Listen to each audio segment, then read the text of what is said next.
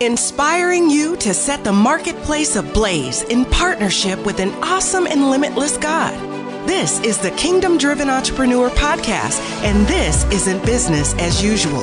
Here's your host and Chief Fire Igniter, Shay Bynes. Welcome back to the Kingdom Driven Entrepreneur Podcast. This is your host, Shay Bynes, and our goal here is to inspire you to operate your business completely yielded and in partnership with our awesome and limitless God. Being a kingdom-driven entrepreneur is not the same thing as being a Christian who happens to be a business owner. A kingdom-driven entrepreneur is motivated by seeing an increase of the kingdom of God through the work they do in business, and they're propelled forward by operating from the truth of Matthew 6:33. They seek first the kingdom of God and his righteousness, knowing that all things will be added. So that's why we're here, and I'm so glad that you've joined us today. Today's episode is sponsored by Structure for Your Season. Listen, you guys, this course, which was created by one of our very own on Team KDE, Latara Venice, is a necessary resource for so many, which is why she'll tell you that I nudged her relentlessly until she released this course. You know, one of the keys to working by the power of God's grace is knowing the season that you're in and creating the structure for your life and business that supports it. So if you want to alleviate confusion, release the need to grind, and gain sanity and clarity for walking out your kingdom assignment in the marketplace, you need this course. It is powerful. I love how Latara says, don't create another goal before you learn your season and structure. So this is what we're going to do as a bonus. For anyone who purchases Structure for Your Season by January 31st, using the link kingdomdrivenentrepreneur.com/season, we will send you a free electronic copy of my book, The Kingdom Driven Entrepreneur's Guide to Goal Setting. These two resources implemented with one another will be such an awesome combination for you to thrive this year. So again, head over to kingdomdrivenentrepreneur.com/season to learn more and grab a copy. And now on to today's guest. My guest today is Alicia Hommon, founder of the Laughing Place Bakery, a community development strategist, and one of our beloved mentors on Team KDE. Alicia recently closed the doors of her storefront bakery after 7 years that were filled with testimonies of God's favor and provision. There's been so many wonderful stories. And while the bakery brand will continue, God has elevated her to a new level of public service and community development.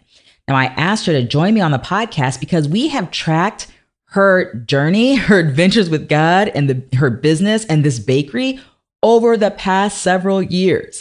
And it only seems fitting to have her back for conversation number 7 to share what she has learned throughout this journey, how she has navigated the transition out of the storefront bakery and into her new assignment by the power of God's grace. There's lots of goodness here, so listen in and enjoy this conversation with my dear sister, Alicia Hommon. Alicia Hommon, my dear sister, how are you? I'm well. How are you?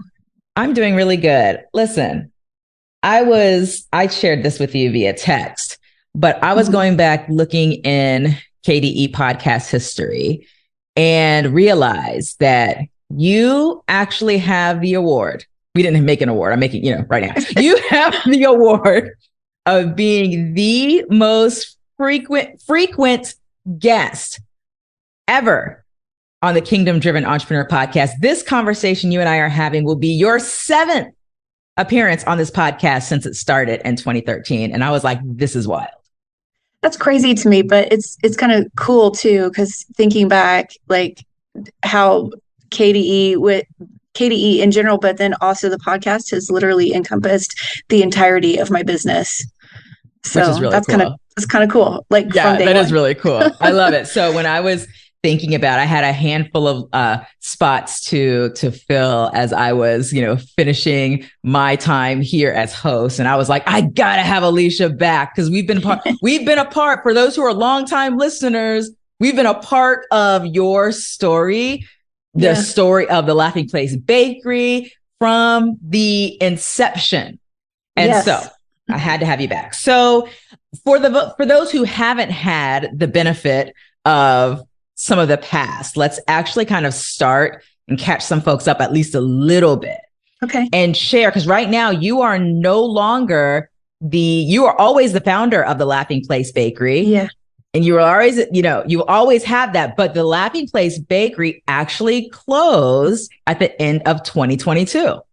Yeah, we closed on Christmas Eve, actually at noon. So okay, kind of wild. Not ever what I expected. But God's plans are bigger than ours, right? Yes. And that's what we are going to explore. But for those who don't even know the story about the bakery, actually, let's go back because I guess around 2014, I believe the bakery opened in 2015. So I think kind of the adventure in that, in terms of that God opening that door and all of those things was back then. So can you give, as best as you can, a little synopsis of the inception of the Laughing Place Bakery and that background? Sure. And then we're gonna fast forward over a whole lot. Right.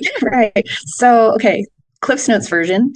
Always, didn't always wanted a storefront, never wanted to have a home bakery. But as the old Chrysler commercial goes, great American things start in American garages. So the Laughing Place Bakery actually started as Cake Whimsy, just doing custom cakes in the garage. And I had a 5-year plan to get out and into a storefront. And God's like, oh no, 5 years is too long. And so 2 years later, after I started my garage, he orchestrated literally every detail for us to open our storefront in Gladstone, Missouri. And man, the blessings just and the miracles and all of the testimonies have just poured from there. Yeah. So until like I said, Christmas Eve 2022 was our last day at noon.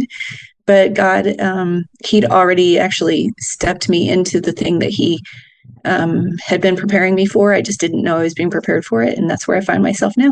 Yes. So that's what we need to explore, because that's a big deal. Like, so you had the bakery for 7 years, but there's this whole process, a whole internal process, your own stuff going on through your own head, the conversation you're having with the Lord, the conversation you're having with yourself, all of the things. So take me to, I want to talk about this. Because I don't know how far back you started to get a sense that there might be a transition coming. I don't know if that was pre-pandemic or post or within, that 2020 to 2022. Well, I mean, Shay Bynes, just for everybody listening, is bound and determined to make me cry here. But, honestly, I think that he was preparing my heart for it for quite some time. I don't know if I could pinpoint a specific time, but I mean, I know many conversations that I had with you is like, Shay, is it time? Is it time? And it was never that I wanted to, but when we look through earthly eyes at circumstances, we see certain things. And so I was asking if it was time based on earthly circumstances, and like God what? was like, maybe the finances weren't coming in or this or that wasn't happening. But what was wild is through all of that, which if you listen to the other podcast episodes, you get to hear a little bit more detail of this, but God miraculously provided for or gave favor in every single situation. So every time. Yeah. So there was always evidence that it wasn't time, but I think that he was allowing me to kind of experience some of the angst of that in order to like prepare myself for the time when it was time. Right. So it didn't make it any less sad. And I'm kind of I'm in this recovery place right now and just letting my heart heal. But at the same time, he knows me too well, because I would go into my closet and eat Oreos for a year. And I'd come out weighing 500 pounds and miserable and feeling sorry for myself, and nothing would have come of it. But he's like, no, I have another assignment for you. So he put me someplace where I would be challenged enough that I didn't have time to waller in my self-pity. Let's be real. Let's actually talk about that. And then I'm going to go back a little bit. So when you closed the bakery, but what was the thing that God drew you into that now you're walking into, that happened really around the same time of you closing the bakery? Yeah, I mean, to be clear, I never had any desire or plan. I wasn't born a boy, and I thought had I been born a boy, I would have been a police officer, but I'm a chick and I'm not not gigantic and strong or anything. So, because my dad's a police officer and that's always what I wanted to do. But that just wasn't the right fit for me, obviously. I do better making things for people. So I never had the really desire for public service, but through owning the bakery and being put in circumstances and things like that, God just started drawing me into public service in different aspects. I had an opportunity to serve as the chairman of the board of directors for the area chamber of commerce. I had the opportunity to serve on the planning commission and on several initiatives for the growth of our community, and just really started getting interested in the future of our community and really the health of communities. And so in that process, like, what I didn't know is I thought I was just doing what any normal business person would do, which is get involved in where their business is. But what was happening is God was actually training me and preparing me for the thing that he was calling me into. So now I find myself as the community development coordinator in a city about 4 hours away from Kansas City area. Wow. Now, though, you actually moved away. So you moved 4 hours away, and you had made the decision to move the 4 hours away before the opportunity came for the role that you're in now. So what's the God story? What was going on there for these transitions? Because everything just kind of lined up, but these things are not happening in the order that one would normally walk out. So talk to me about that too. Totally wild. Because first of all, you have to understand, for those of you who don't know my husband, he doesn't like change, and he will like die on a hill, so as not to move. And so we have the dynamic of my husband, who was never going to move, and me, who was finally, as a gypsy really at heart, had finally been given contentment with the place. And I was planning on, I felt really strongly that God had told me that I was going to be running for city council. Although sometimes I think he tells us things to prepare our hearts for the bigger call that he has for us. So, because we can believe for the small thing, right? But so I was planning on running for city council in April. So this is kind of what was leading up to this. I mean, I was moving forward in community service, and he was giving me influence and favor in that area. And my mom had an accident, and I came to where she was living to just help her out. And I literally saw a house, and I'm like, that's my house. And so then, I don't go watch houses burn down. Like, I don't do that for fun. I don't go look at houses just for the sake of looking at houses. That's just not me. And so I called the realtor, and I was so compelled. I needed to look at the house. And so I did that, and I walked in, and it was like, this is my house. And and then I called my husband. I'm like, I did a thing. I looked at this house, and it's our house. And he was like, yeah, we need to talk. I literally thought he was going to tell me something super bad. Super bad. And when I told him I did a thing, I looked at a house, and he's like, yeah, we need to talk. And 2 days later, it took us 2 days to actually get to sit down and talk. And he's like, yeah, I think it's time to go. Wow. And so, like, how God prepared our hearts separately, and then he just provided for everything. He's like, here's this job that we were looking for a job for Tracy, and this job that literally was like, was made for me, was popped up. And we were able to sell our house for twice what we paid for it, and paid cash for this house. So we have no debt in our home. And it just, like, all of the things he did is just, I mean, if I had any doubt that we were supposed to make this move, there's no doubt. Let's just put it that way. And then you had already made that decision. Husband's in agreement. You guys have made this decision. And then a door opens for the position that you're in now in the city. Yeah. So you already decided that. And what I thought was interesting is how you had said this. I don't know if people that are listening caught that, but you were talking about how in Gladstone, which is not your current city, but the former city and where the bakery was, how you had been growing and influence in public service there. And the thing that you'd really felt God had put on your heart was preparing to run for, what was it, for? City council. For city council. Mm-hmm. And so you're thinking city council in Gladstone. Yeah. But then but you're also like, I think I'm supposed to be going somewhere else. So how did you resolve that? The thing that you're like, I really feel like God was showing me this in this city. And I'm also thinking about, I'm not even sure if this bakery is going to continue. You had already kind of pulled yourself out of the bakery and you were owning the bakery and not running it anymore. Yes. So there's all these things going on in Gladstone, and you still kind of have vision around public service in Gladstone, but then you've got this going on. Talk to me about the tension of that, or if there was tension, and how did you resolve that?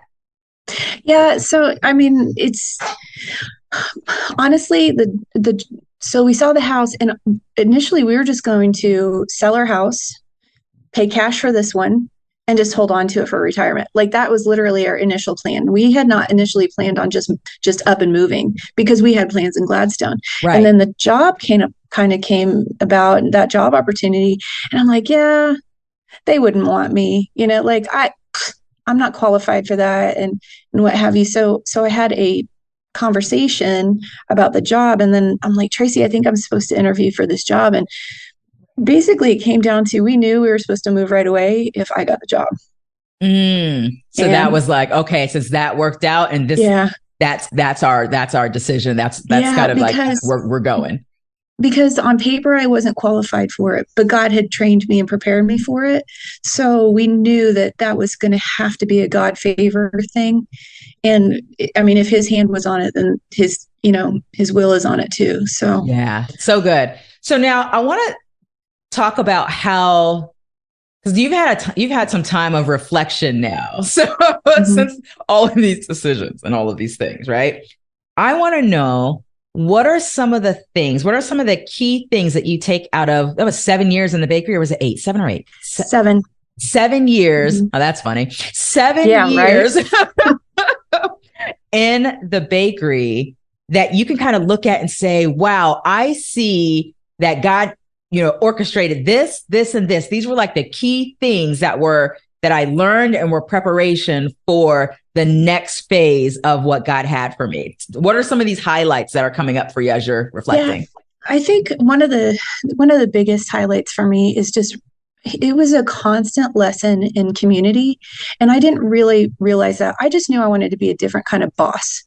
I knew I wanted to do business different. I mean, that's how I discovered Kingdom Driven Entrepreneur and the Uniters program in the first place. Was I was looking for, doing business God's way came to me in a time when I was looking for somebody who agreed with me that business shouldn't look like the world was having it look.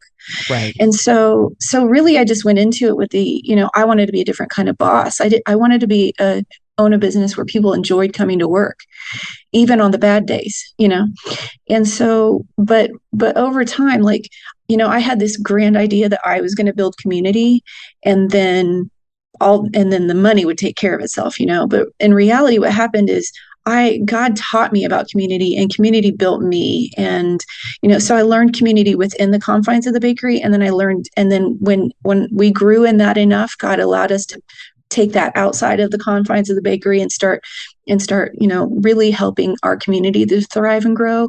And I think that's when he also started using me and having me as an influence citywide and stuff. So I think that's really the biggest thing for me, because I never would have gone there on my own. I mean, he had to take me there. Yeah. I just wanted to have a business that looked different.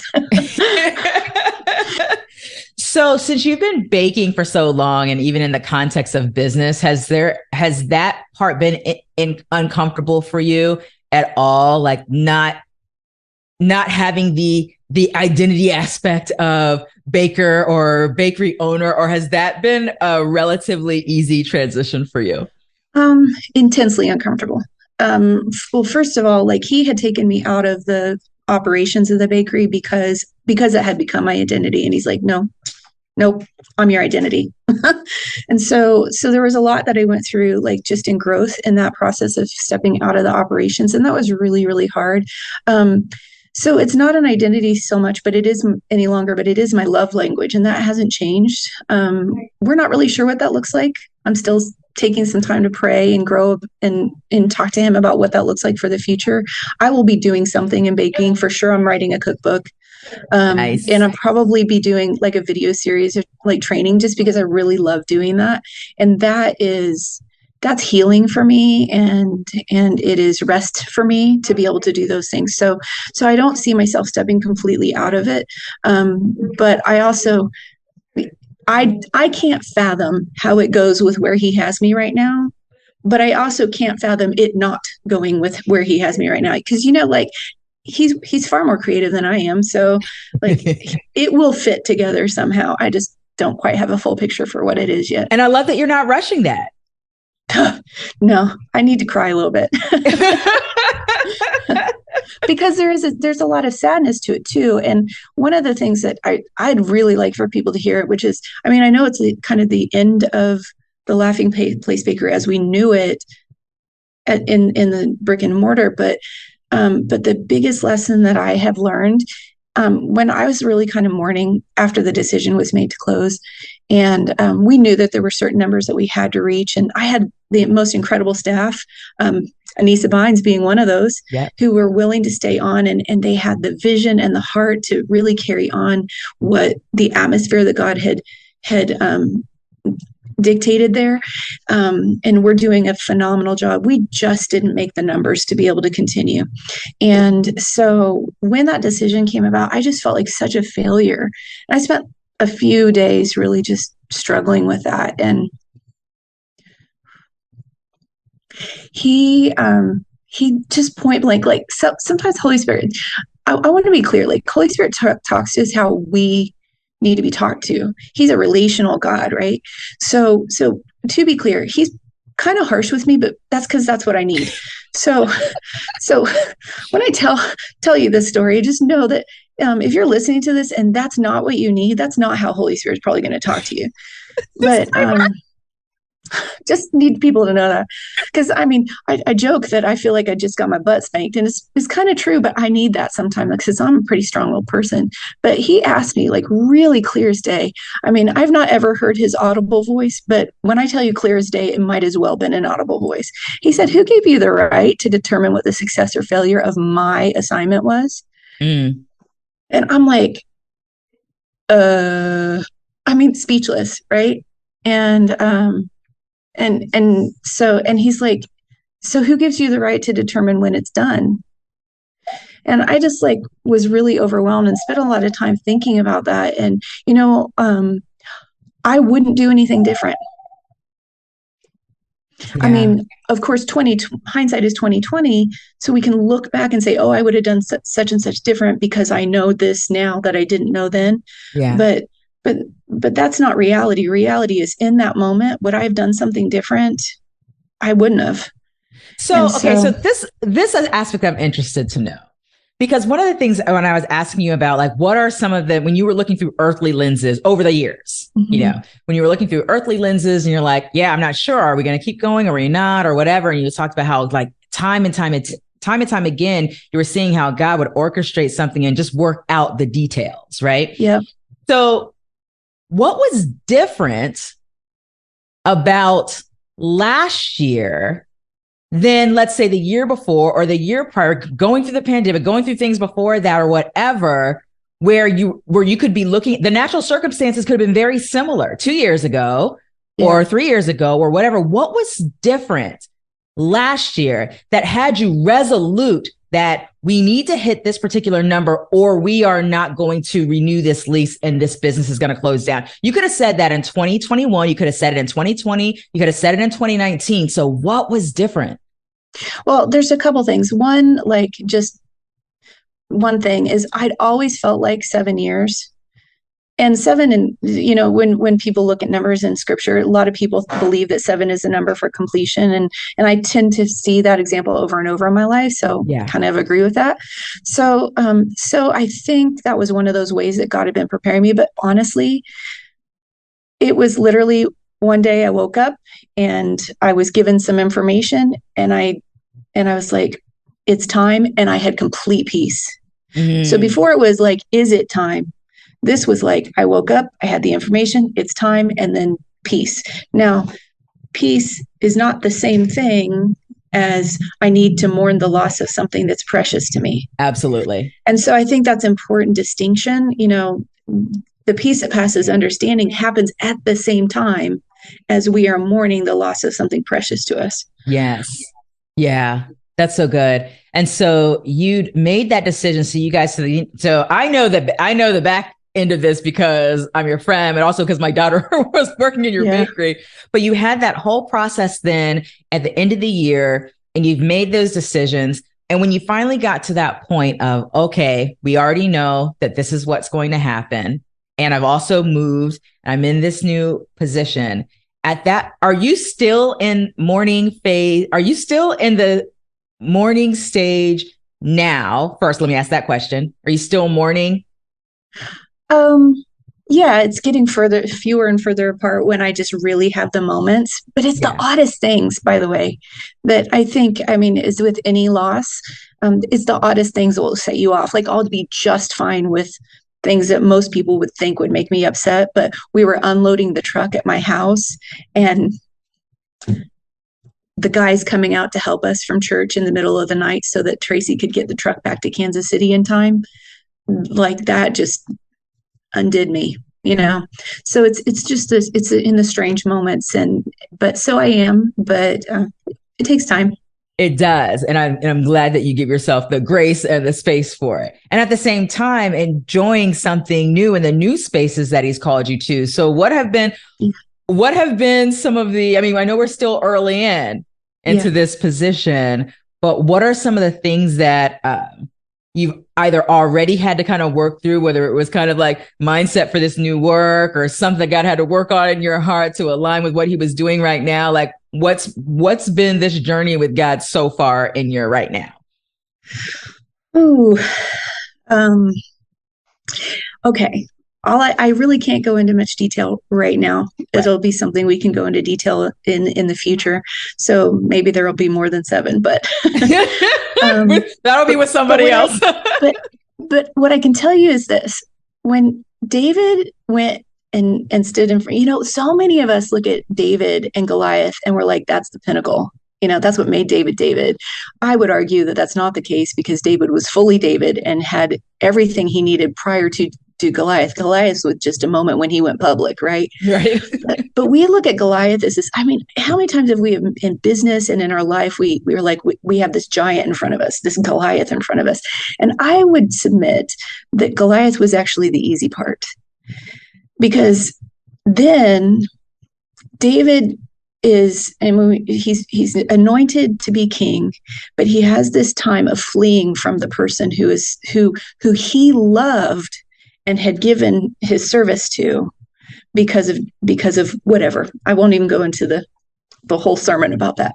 But what I want to say is that just because you slew the giant, with God's help, doesn't mean everything's all cotton candy. There are still battles and challenges. If you are doing what God's called you to do, you're going to be a threat to the enemy, and he's going to send things to try to trip you up.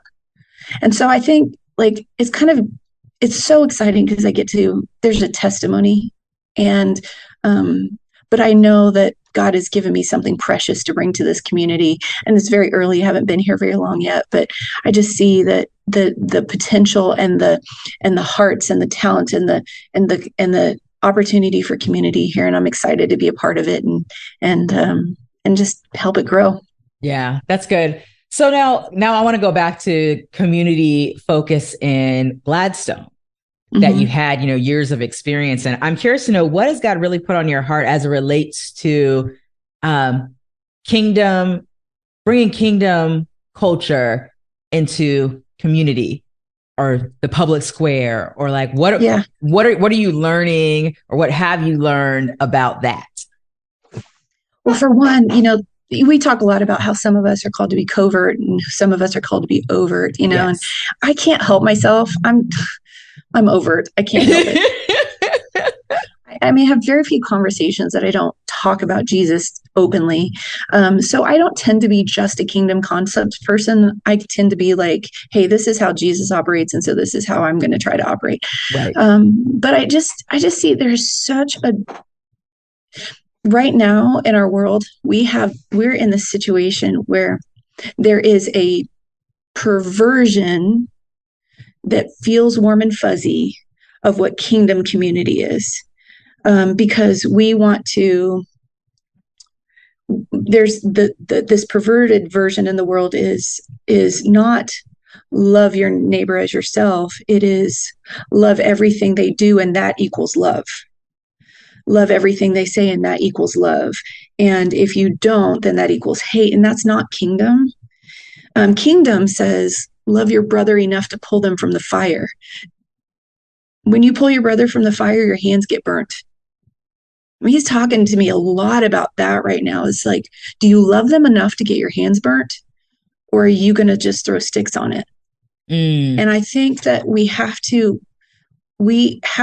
be resolute as believers, wherever we're called as kingdom entrepreneurs or as kingdom influencers. We have to be resolute that we're going to pull our brother from the flame, love them enough to get our hands burnt.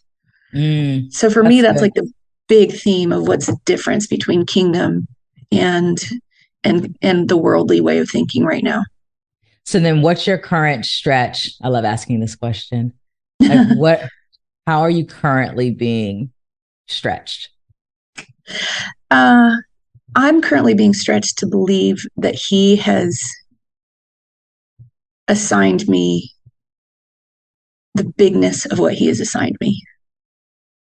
The hardest thing ever for me is to look in the mirror and believe him for what I see. Because I can believe for anybody else all day long.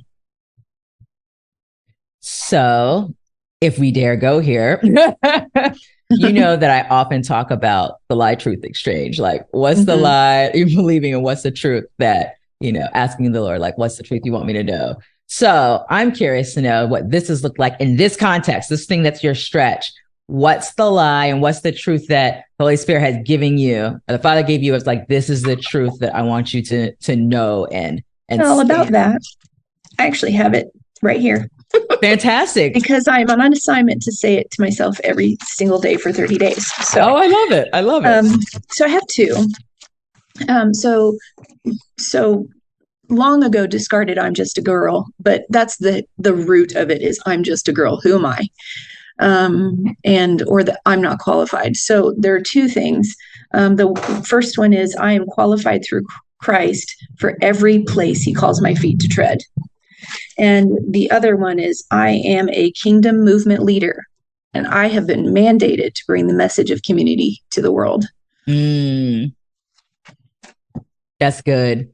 And so you're saying, you're looking at that and saying that every day until I believe it. Until you believe it. That's good. That's really good. Is there anything else that's on your heart that you're like, man, so I mean, this community listening, these are your peeps. Is there anything else you can think about, in this adventure of the last, 7-8 years that you're like, I need to share this thing? If so, stage is yours to share it. Yeah, first of all, like, God knows every mistake we're going to make. Like, he knew that, and he still picked you. And your mistakes aren't big enough to mess up his plan. So your mistakes actually are his plan, by the way, because what happens in our heart as we grow and make mistakes and whatever, like, that's a part of it. So we have got to stop like beating ourselves up because we made a mistake. We need to say, okay, I repent, turn away from it, and I move on and let go of that thing. Because guess what? He knew it was going to happen. So it's a part of his plan. And so I think that's a big one. And the other thing is, and pardon my phone ringing back there, but I think another one that's really, really, really struck true to me is that we have got to stay focused on operating with him and not just for him. That's something where I got myself hung up because I was so bound and determined to operate for him. And again, I'll repeat, I wouldn't do anything different. Right. Because I'm where I am now because I did things the way I was, and he was able to work with me. But I got hung up in trying to do something for him, and I missed out on the treasure and the adventure of doing it with him. And I'm glad he pulled me back in. Super good. Alicia, I love you. I'm so grateful for you coming back and sharing a story, even when you're in the stage of still like working through, that transition stuff. I'd asked you, I was like, can we have this conversation? You don't have to say yes, but are you willing to have it? And so I appreciate your willingness to come and just share with family, and it's just goodness. So thank you. So it's my happy place. I know, right? So now, okay. So one other thing before I let you go, I think the other thing that you're also working through is, from a business perspective is like, okay, there's something God put on your heart. In fact, you've shared in previous episodes, from a business perspective, but I think that what you shared with me is like, you're also taking your time. You're taking your time with all the things that are not the thing that you're currently doing. You're taking your time to just really seek the heart of the Lord on where these other things may fit from a consultative basis, or even on the Laughing Place Bakeries, longevity just outside of a brick and mortar, those pieces that you're not ready to send anyone to a website yet for something. You're like seeking God around it, right? Yeah, absolutely. So what happened is I knew that God was calling me to this thing, and I had an inkling of an idea what it would look like. And I started putting it in a box that I understood. And then all of a sudden there was no peace around it any longer. So I think I really feel strongly like he's giving me time to just let my heart heal. And I suspect I'll have a lot clearer answers after that. But what is very, very clear to me is that I have to stop putting things in boxes that I understand and just start saying, okay, where is it and what does it look like? And having him help me determine that. With him. With him. Yeah. So good. I love it. Well, people can follow you on social media. So how about giving a shout out? How do they find you? Where are you most present, and how do they connect with you? So if you're interested in the Laughing Place Bakery, you can actually follow us on TikTok, still the Laughing Place Bakery. I haven't done anything for a while, and it'll be a little while before we get around to it. But as I write the cookbook, and I'll be doing some videos and things with TikTok that we're just kind of excited to do some fun things there. So if you're interested in the bakery, follow us there. I have a personal Facebook page, but I'm rarely on it. So however I do, in obedience, I created this Alicia Hommon Kingdom Community Strategist, or whatever it is. I put it in my box that I understood, but I didn't have permission to shut that down. So I've just started sharing some things that are in my heart there, and we're going to see where God takes it. Very good. Well, we'll make sure to link that up in the show notes. Thank you, Alicia, for joining me. I appreciate it, and I love you. Love you. It was so great to have Alicia back with me for round 7. This is starting to get a little bittersweet for me, but I have with Suck me. it up, chick. Suck it up.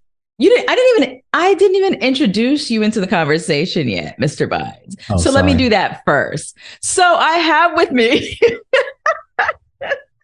Mr. Bynes, my dear husband and our CEO. What's going on, love? All is well. You didn't want to say your dear husband after I interrupted you, did you? After you told me to suck it up. Yeah, suck it up.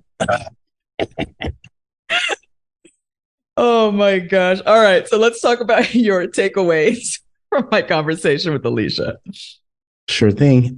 So the first takeaway I have here is this one. Sowing seeds in the kingdom allows our harvest to be reaped wherever our feet may tread. And so this is kind of the story of 2 examples I've seen of this in Alicia's story, right? She was serving in her city of Gladstone, and, it produced an opportunity for her to serve at a greater level in that city of Gladstone. But what God really was doing was providing an even greater level of service in the new city that she moved to. Yeah, that came out in her story. Yeah. And the second one that's a part of this first point is God gave her a debt-free business, and she sold it back to him. So she received a debt-free house in her new city.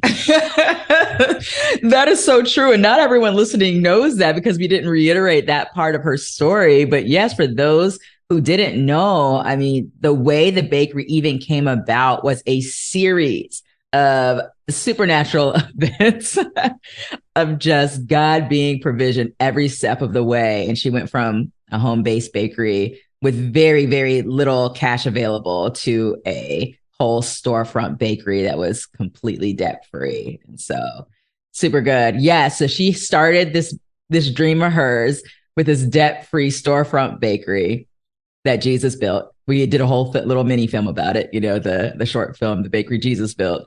And then now she's got a debt-free house Yeah. I love it. And I don't want people to miss the fact that it was built out to her specifications, right? It sure was. And so when she found this house, she looked at the house and she's like, this is the house. Yes. Once again, it was a dream house. It was a dream bakery.